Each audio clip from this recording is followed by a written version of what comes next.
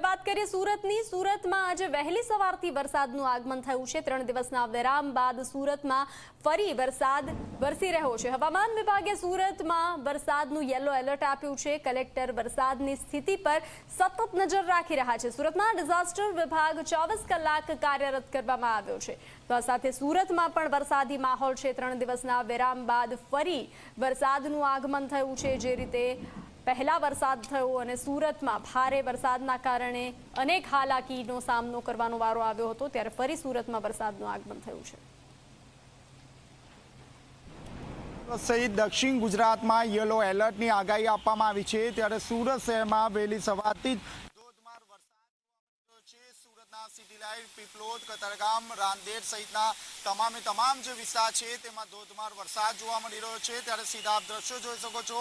સુરતના અઠવા ગેટ વિસ્તારના સીધા દ્રશ્યો છે, જ્યાં જે રીતે વરસાદ વરસી રહ્યો છે, જેને કારણે જે નોકરિયાત વ્યક્તિઓ છે અને જે વિદ્યાર્થીઓ છે તેને ભારે વરસાદના કારણે હાલાકી ભોગવવાનો વારો આવી રહ્યો છે. બીજી તરફ જોવા જઈએ તો જે રીતે હવામાન વિભાગ દ્વારા ભારે વરસાદની આગાહી કરવામાં આવી છે, તંત્રને સ્ટેન્ડ બાય કરી દેવામાં આવી છે. કલેક્ટર અને મ્યુનિસિપલ કમિશનર દ્વારા રાઉન્ડ ધ ક્લોક તમામ પ્રકારની જે માહિતી છે તે માહિતી મેળવવામાં આવી રહી છે.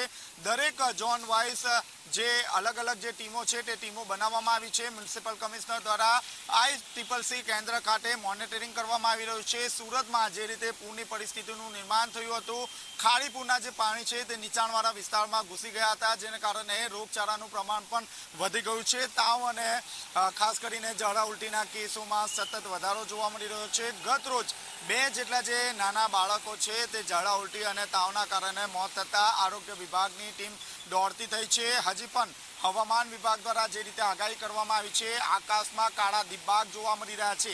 એટલે કે દિવસભર ધોધમાર વરસાદ રહેશે તેવી પૂરેપૂરી શક્યતા અહીં જોવા મળી રહી છે.